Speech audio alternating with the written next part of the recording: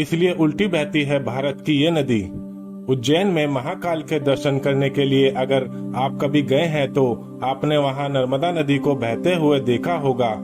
ओमकारेश्वर के दर्शन के दौरान भी नर्मदा नदी के दर्शन होते हैं। नर्मदा नदी भारत के दो बड़े राज्यों गुजरात और मध्य प्रदेश की खास नदी है और गंगा यमुना की तरह इसे भी काफी पूजनीय माना जाता है और मोक्षदायिनी कहा गया है। लेकिन क्या आप जानते हैं कि नर्मदा नदी एक ऐसी नदी है जो उल्टी दिशा में बहती है? आइए आपको बताते हैं नर्मदा नदी से जुड़ी दिलचस्प बातें।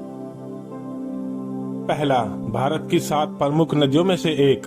देश की ज्यादातर नदियां पश्चिम से पूर्व की ओर बहते हुए बंगाल की खाड़ी में गिरती है।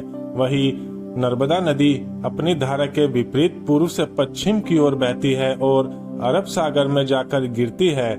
नर्मदा नदी को भारत की 7 प्रमुख नदियों में से एक माना जाता है।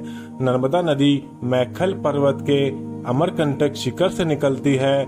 नर्मदा नदी का उद्गम यहाँ के एक कुंड से और सोनभद्रा के पर्वत शिखर से है।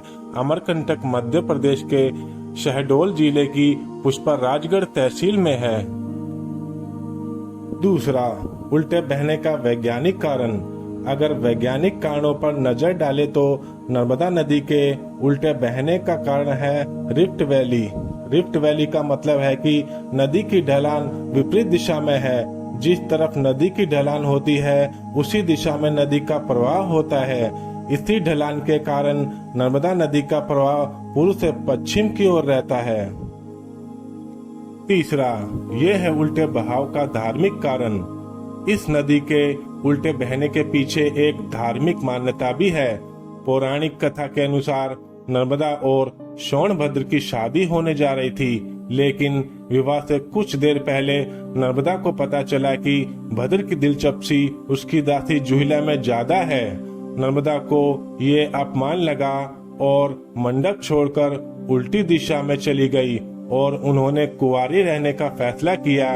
उसके बाद सोनभद्र ने उन्हें रोकने की बहुत कोशिश की, लेकिन वो नहीं रुकी। इसलिए नर्मदा को आज भी कुंवारी नदी कहा जाता है। चौथा, मध्य प्रदेश और गुजरात की जीवन रेखा। नर्मदा नदी को मध्य प्रदेश और गुजरात की जीवन रेखा कहा जाता है। अपने उद्गम स्थल से निकलने के बाद ये लंबा रास्ता तय करती है। नर्मदा नदी पश्चिम की ओर 1312 किलोमीटर चलकर खंबात की खाड़ी अरब सागर में मिलती है। इससे पहले 1312 किलोमीटर लंबे रास्ते में नर्मदा नदी मध्य प्रदेश, गुजरात और महाराष्ट्र की जगहों से 95,726 वर्ग किलोमीटर का पानी लेकर जाती है।